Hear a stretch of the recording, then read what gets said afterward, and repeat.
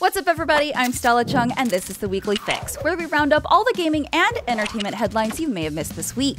Gaming acquisitions are the hot thing lately, as Sony announced its purchase of Halo and Destiny developer Bungie, and we learned the company expects fewer PS5s to be sold than they previously stated.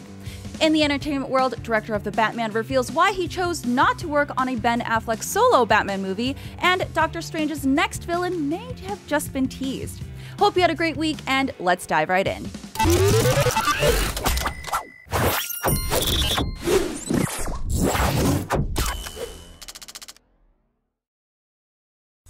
The biggest news today by far is that Sony is in the process of buying Destiny maker Bungie for a reported $3.6 billion.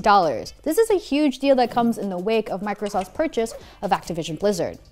The announcement came from a 10 a.m. all-hands meeting with Bungie staff this morning, with the news going public via Bloomberg Terminal and journalist Jason Schreier. For 20 years, Bungie has been an Xbox IP that put the console on the forefront of the industry. But now, the reins have been passed to Sony, and all it took was billions of dollars. According to GameIndustry.biz, Sony Interactive President and CEO Jim Ryan has said Bungie will remain a multi-platform studio, open to self-publish and reach players where they choose to play. Currently, the studio is working to maintain Destiny 2 and expand the Destiny franchise with a new IP on the horizon. Ryan continued with the statement, "This is an important step in our strategy to expand the reach of PlayStation to a much wider audience. We understand how vital Bungie's community is to the studio and look forward to supporting them as they remain independent and continue to grow. Like Bungie, our community is core to PlayStation's DNA, and our shared passion for the gamer and building the best place to play will now evolve even further." With Bungie now under Sony Interactive Entertainment, a creative new global future for gamers is starting to take shape. I just gotta ask though, with both Sony and Microsoft acquiring, where does that leave Nintendo? Moving on, if you've been itching to play Cyberpunk 2077 on a next-gen console, your time may have finally arrived.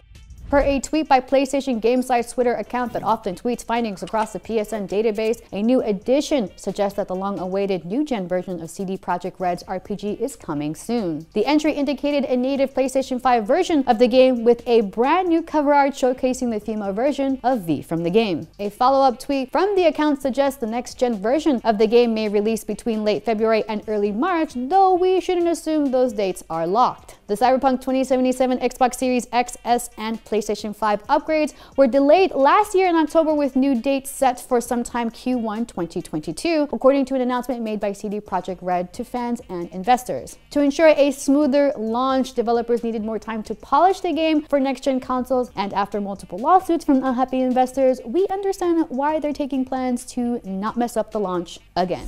This is really good news, considering a leak hinted that Cyberpunk 2077 DLC is coming sometime after April for both last and this gen consoles. If this holds true, then it makes sense why we're seeing new gen consoles get their own version of Cyberpunk 2077 ahead of the planned DLC. The real question is, are you ready for what the future holds, Samurai? And finally, it looks like we can expect a lot more from Final Fantasy VII, as creative director Tetsuya Nomura sets out to release more spin-offs of the game. With the success of Final Fantasy VII Remake in 2020, it's become very apparent to Final Fantasy Remake's producer, Yoshinori Kitase, that fans of the original and new fans' VII Remake Twitter account made a statement celebrating the journey the series has had so far and announcing the release of the Battle Royale game, The First Soldier, with Final Fantasy VII Ever Crisis coming to mobile late this year. Ever Crisis, a free-to-play single-player experience, will be a chaptered, structured entry covering the main game's timeline, coming to Android and iPhone in 2022. There are no details yet on what these new projects will play like, but they will come alongside the already announced sequel to Final Fantasy VII Remake. With Final Fantasy VII Remake Part 2 already in full development, both Kitase and Nomura assure us that more is on the horizon, so we can expect to see some new developments in the near future. It looks like Sony is expecting to sell fewer PlayStation 5 units due to ongoing component shortages as a result of the COVID-19 pandemic. Sony had planned to sell more than 14.8 million PlayStation 5s by March 2022, but the company reportedly won't be hitting that number, which would have seen it exceed the PlayStation 4 sales on its second release year. Now Sony is aiming for 11.5 million PlayStation 5 sales for the year. According to an earnings call, CFO Hiroki Totoki explains that due to limitations to supply of components, more specifically semiconductors, and an increase in delivery sale forecast for the PlayStation 5 hardware. Totoki also added that the limitations on supply were expected to continue moving forward, and Sony would do everything possible to meet the demand for more PlayStation 5s. Totoki hopes to be able to catch up from these shortages and is working closely with suppliers to make that happen. Despite the shortages, PlayStation 5 has still been a major success, with Sony reporting the console sold 17.3 million units as of December 3rd, 2021. Speaking of the future of Sony, PlayStation is planning to shift away from first-party games to release more than 10 live service games by March 2026 with the help of their recent acquisition of Bungie. During Sony's latest earnings call, CFO Hiroki Totoki stated that the collaboration with Bungie and PlayStation Studios has set in motion plans to release live service games that are updated with new content over time, using in-game purchases rather than initial sales. Bungie's investment in its live service game, Destiny, in 2014 has allowed it to accumulate a wealth of expertise and technologies that can be considered a major asset to Sony. Bungie is also currently developing a major new IP that Sony now intends to utilize and develop to expand into the live game service market. This is not to say that Sony will abandon single-player narrative experiences, but it's more likely live service games will become a major part of the company's output. In addition to live services, PlayStation is looking to extend its presence across non-PlayStation platforms after the recent success of God of War on PC. Given Bungie's work in the multi-platform space, Sony PlayStation has a lot to gain from the purchase, to be exact. But now, that is finally going to change. Announced today, Blizzard is cooking up an update that will allow Alliance and Horde players to form parties together for dungeons, raids, and raided PvP. The change is planned for a 9.2 fight between these two factions, with storylines woven around the two groups at odds, PvP structured by the estrangement, and even social structures like communications, parties, and guilds separated out in the world. So what changes are to be expected? At the moment, it will be minimal, allowing players to be able to directly invite members of the opposing faction to parties if they are already friends via battle tag or real ID. Players will also be able to open application to members from both factions, chat, trade items, fight together, and earn achievements in instances. While guilds and all random matchmaking activities will stay same faction base, so too will players remain unfriendly or hostile outside in the world even if they are in the party together. Certain instances will not work with cross-faction, including Battle of Dazar Allure, Trial of the Crusader, and Icecrown Citadel. Whether this remains true after the update is yet to be seen. So you may be wondering, why now? Well, in a conversation between IGN's Rebecca Valentine and game director Ian Hazzikostas, Hazzikostas speaks about the foundation laid for World of Warcraft and the concept from which the game is rooted. Warcraft has Sith, he elaborates on the concept of choice. In Star Wars, one can choose the path of Jedi or Sith, but in Warcraft, someone is born Alliance or born Horde. That is not a choice you make. Continuing the sentiment, Hazzikostas states, that's something that's assigned to you and that's predestined fate isn't necessarily something that we want to necessarily stand by. The idea that you're lot in a world because you were born an elf. You must hate trolls and nothing can change that. And because you were born a troll, you're their eternal enemy. That's not the world we want to build, but it's also not the world we really have been building or the story we've been telling for the last 20 years and going back to Warcraft 3. At the end of the day, it was about the factions coming together to defeat Archimonde to stop the major threats to our world. World of Warcraft has always made it difficult for friends outside the game to play together with friends on communities they formed over Discord, Twitter, and other places facing boundaries whether they're from different servers or different factions. Hazzikostas says he is ready to uproot the foundational pillar of what the game has been for over a decade, but will not make the extreme jump to eliminate factions altogether. That would undermine Azeroth's shared reality, but the idea is to redefine the boundaries for faction identity while letting players decide for themselves where they stand with the opposing faction. Because at the end of the day, Alliance and Horde have more in common than what separates them. After all, they all play WoW. PlayStation Plus games for February have been announced, and some subscribers aren't too happy with the lineup. Underlands One-Shot Adventure and Planet Coaster. EA Sports UFC 4 has players develop and customize their own character through a progression system within the game. With new career modes, blitz battles, and an online world championship series, you can have fun fighting your way to the top and battle your way past giant golems in an adventure inspired by Borderlands. Forest with the eagerly playful Tina, always ready to start trouble. And have you ever wanted to build your own coaster park of your dreams? With vibrant details and real-time action, it's one wild ride. Several, actually. Several. Now, the bad news. The reasons many subscribers aren't too happy with this month is only available for the PlayStation 5 console, and EA Sports UFC 4 is only available for the PlayStation 4 console, at least through the PlayStation Plus. Fans took to Reddit to discuss Tiny Tina's assault on Dragon Keep having been given away as part of the Borderlands The Handsome Collection for PlayStation 4 when all DLCs were included. Some have piled on, pointing out that Tiny Tina's was already free on Epic Games Store some time ago. You still have until January 1st to add January's PlayStation Plus games, Persona 5 Strikers, Dirt 5, and Deep Rock Galactic. Moving on, the Xbox Games with Gold lineup for February 2022 has been revealed, and to those in the UK, your subscriptions will soon become a bit more transparent. First game on the menu for Xbox in February is the adventure puzzle series Broken Sword 5: The Serpent's Curse. Players follow intrepid American George Stobart and sassy French journalist Nico Collard on the trail of a stolen painting with a murderous conspiracy plot. Broken Sword 5: The Serpent's Curse is available from February 1st till the 28th. Aerial Knights Never Yield is a game built for speedrunners. Designed as a classic side-scrolling but in 3D, players take on the role of Wally, a mysterious character in search of the truth of what happened to him and the mystery revolving around its cover-up. Aerial Knights Never Yield is available from February 16th to March 15th. Hydrophobia is a third-person survival adventure game set in a floating city where terrorists have taken control. It's an action game built around the terrifying truth of the Malthusian agenda. Don't know what that is? Play to find out. Hydrophobia is available February 1st till the 15th. Band of Bugs has players use their own avatar to fight against all sorts of insects like spiders. Band of Bugs is available from February 16th to the 28th.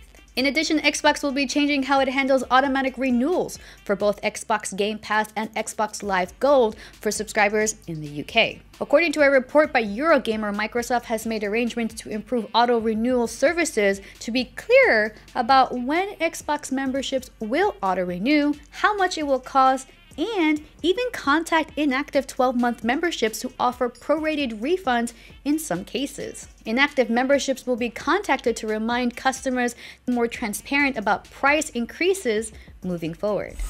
Whether this change is specific to the UK region is up to Microsoft, though I doubt any other region would mind the heads up. And finally, Uncharted devs seem to want to make another sequel. Per an interview with Games Radar, Uncharted Dog was not done with the blockbuster series and was offering hope to fans that more could be in the pipeline for the Uncharted franchise. Now, while no details were shared nor any confirmation on any new Uncharted game, it does leave hope that the series could make a return beyond remasters despite A Thief's End. So let's hope we get to see more from the team in the not too distant future. It's time to take a quick break, but when we return, we've got news on the live-action One Piece series beginning production and Doctor Strange's potential new baddie. Stay tuned. Welcome back. The synopsis for Doctor Strange in the Multiverse of Madness hints at a mysterious new adversary for Doctor Strange and the gang to take on. Alone Ben Affleck Batman movie.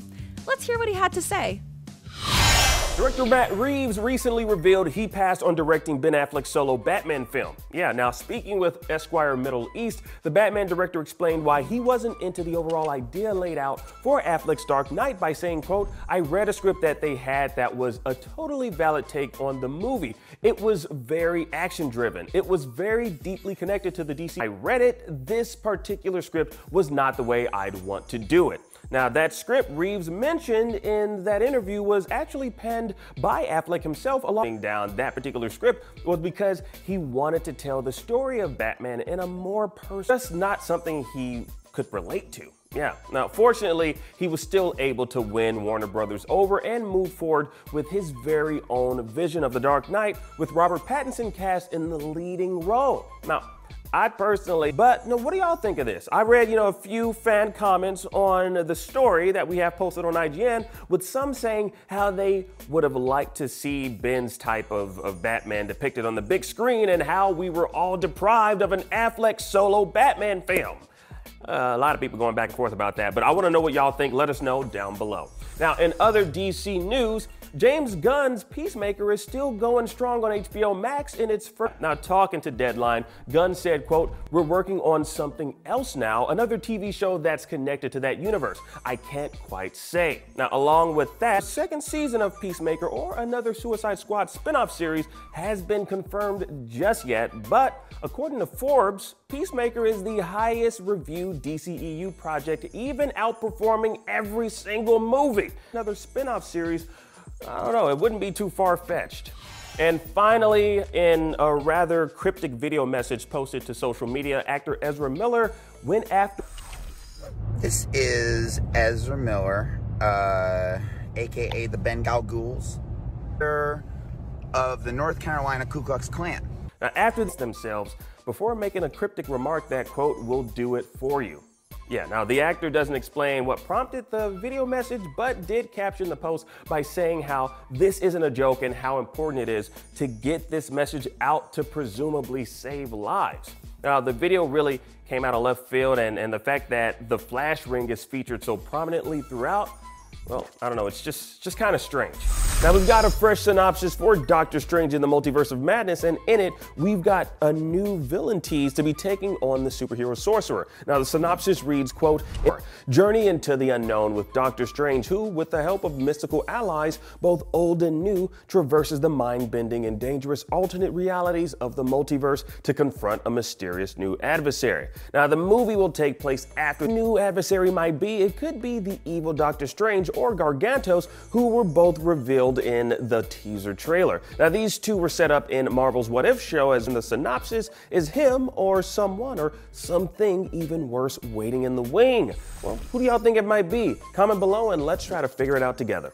Up with the new superheroes as Spider-Man. Yeah, now appearing on the Zoe Ball Breakfast show, Holland was asked if he had any desire to team up with Florence Pugh's Black Widow as Spider-Man. Now, here's what he had to say. Hopefully one day we can make that happen. That would be very cool. Now, with appearances on both the big and small screen in Black Widow and the Hawkeye TV series, there's absolutely no doubt we'll be seeing Yelena team up with more Marvel heroes across the MCU. And finally, the Halo TV series released its official trailer just ahead of its March 24th premiere on Paramount Plus. Now, in it, fans were treated to glunt. Now, other Halo goodies spotted in the trailer: an energy sword, what looks like a plasma pistol, a warthog, and a pelican. Now, the theme song on Paramount Mountain.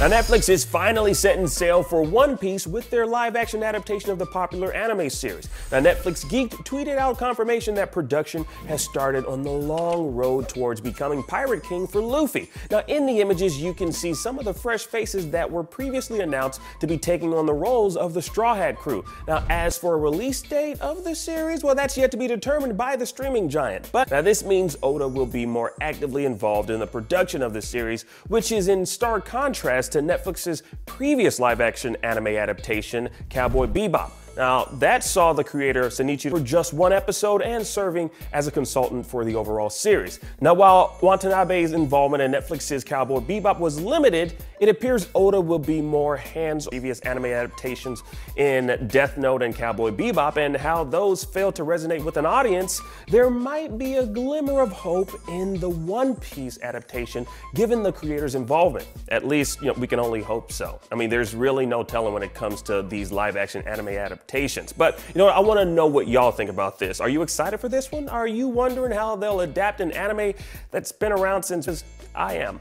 Yeah. Now, comment down below and let's discuss. Up with the live-action Avatar: The Last Airbender series. Netflix Geeked gave us a glimpse at some of the behind-the-scenes antics. Star Gordon Cormier and Daniel Day-Tar and the Fire Lord are practicing their bending skills while in civilian clothing, and then the One Piece live-action adaptation. I don't know, I think there's just something sacred about anime when the conversation comes up about adapting it into live action. It just seems impossible to do the source material any sort of justice.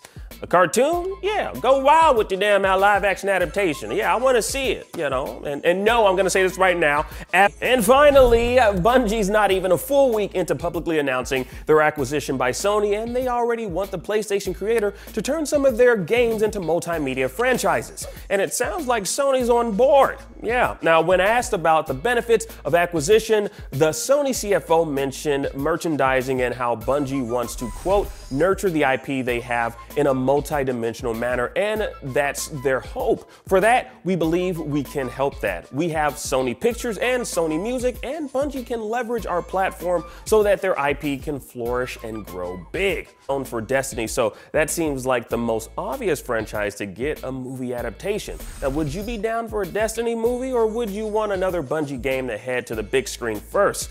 Now, you know what to do, y'all. Comment down below and let's discuss.